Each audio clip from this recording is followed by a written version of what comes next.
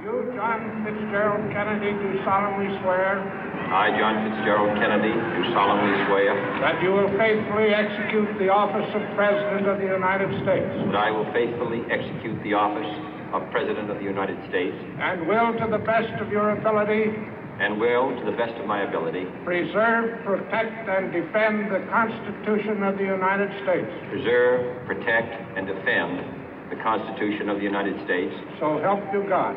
So help me God.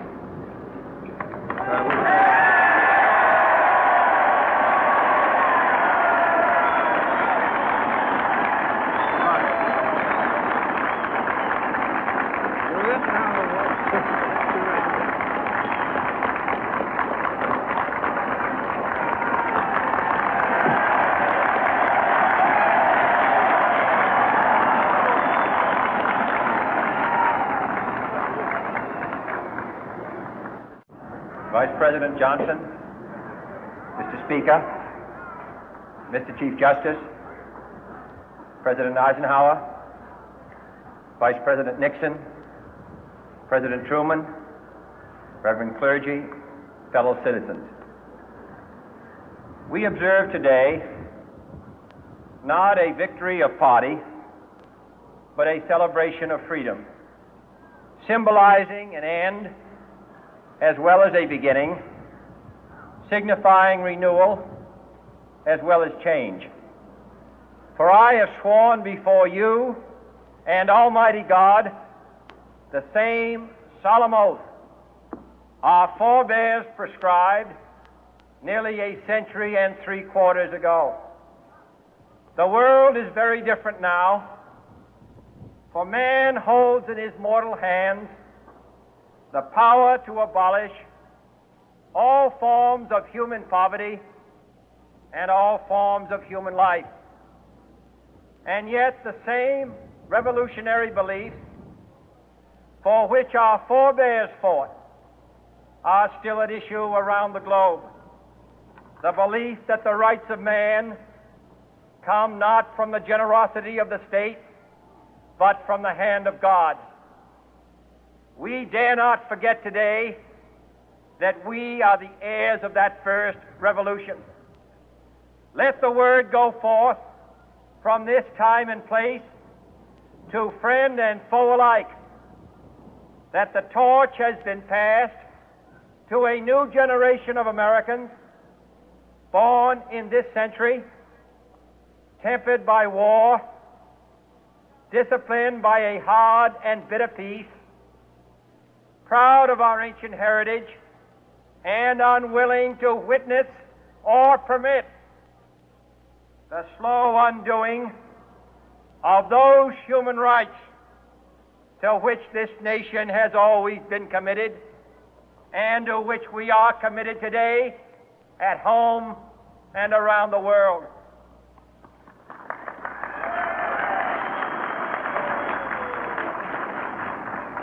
Let every nation know, whether it wishes us well or ill, that we shall pay any price, bear any burden, meet any hardship, support any friend, oppose any foe to assure the survival and the success of liberty.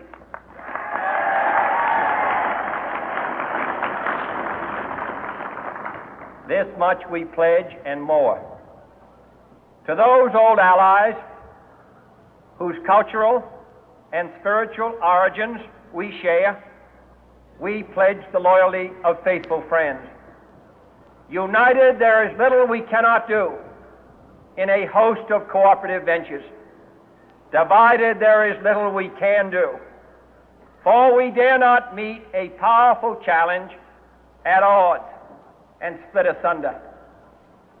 To those new states whom we welcome to the ranks of the free, we pledge our word that one form of colonial control shall not have passed away, merely to be replaced by a far more iron tyranny. We shall not always expect to find them supporting our view, but we shall always hope to find them strongly supporting their own freedom, and to remember that in the past, those who foolishly sought power by riding the back of the tiger ended up inside.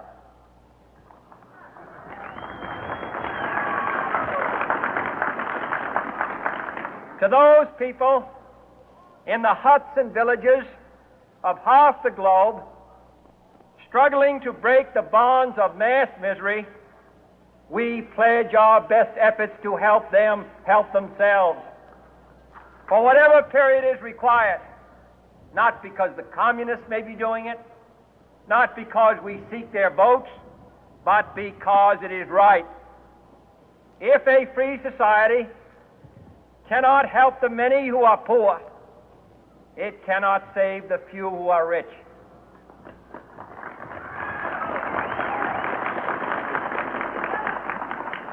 To our sister republics south of our border, we offer a special pledge to convert our good words into good deeds, in a new alliance for progress, to assist free men and free governments in casting off the chains of poverty. But this peaceful revolution of hope cannot become the prey of hostile powers. Let all our neighbors know that we shall join with them to oppose aggression or subversion anywhere in the Americas. And let every other power know that this hemisphere intends to remain the master of its own house.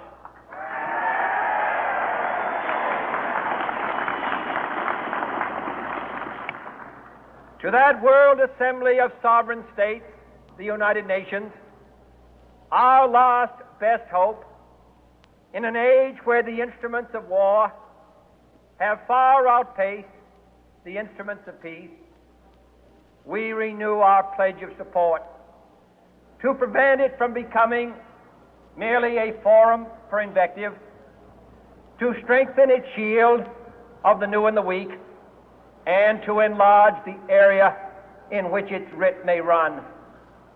Finally, to those nations who would make themselves our adversary, we offer not a pledge, but a request that both sides begin anew the quest for peace.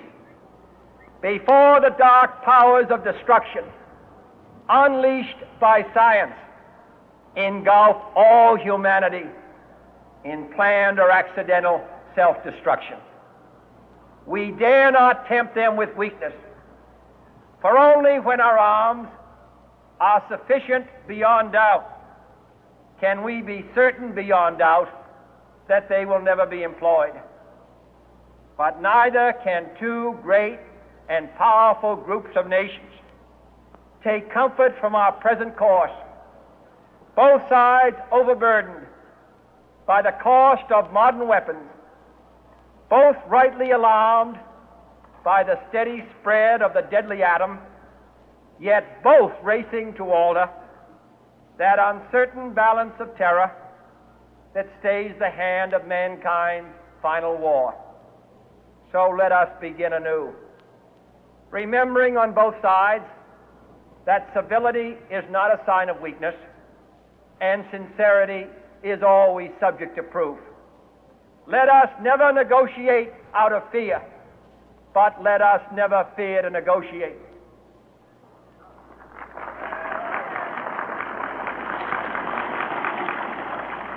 Let both sides explore what problems unite us, instead of belaboring those problems which divide us.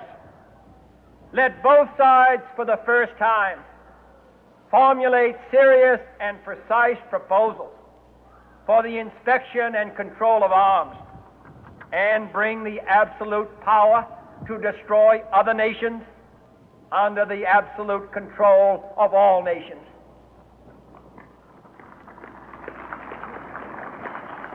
Let both sides seek to invoke the wonders of science instead of its terrors.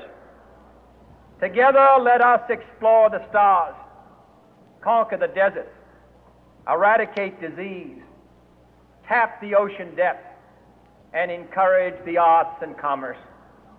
Let both sides unite to heed in all corners of the earth the command of Isaiah to undo the heavy burden and let the oppressed go free. And if a beachhead of cooperation may push back the jungle of suspicion, let both sides join in creating a new endeavor, not a new balance of power, but a new world of law, where the strong are just and the weak secure and the peace preserved. All this will not be finished in the first 100 days, nor will it be finished in the first 1,000 days, nor in the life of this administration, nor even perhaps in our lifetime on this planet. But let us begin.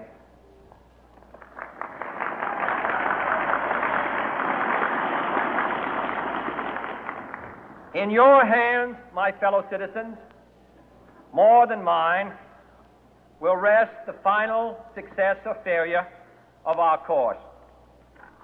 Since this country was founded, each generation of Americans has been summoned to give testimony to its national loyalty.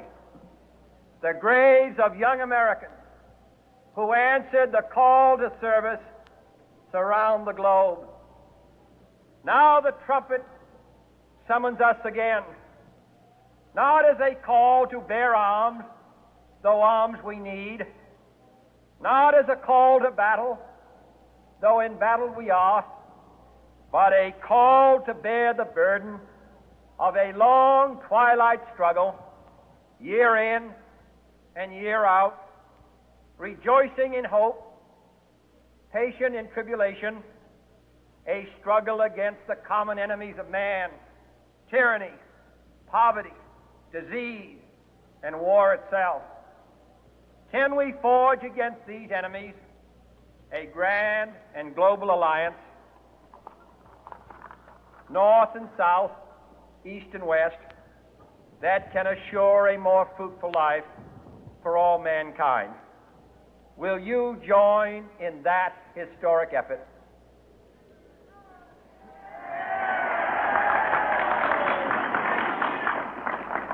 In the long history of the world, only a few generations have been granted the role of defending freedom in its hour of maximum danger. I do not shrink from this responsibility. I welcome it.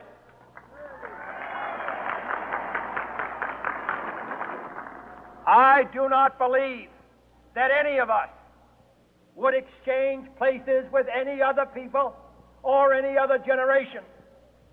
The energy, the faith, the devotion which we bring to this endeavor will light our country and all who serve it.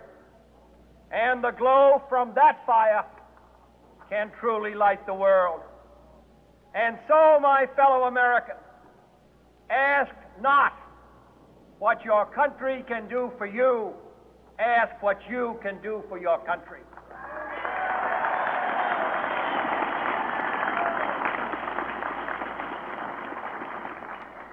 My fellow citizens of the world, ask not what America will do for you, but what together we can do for the freedom of man.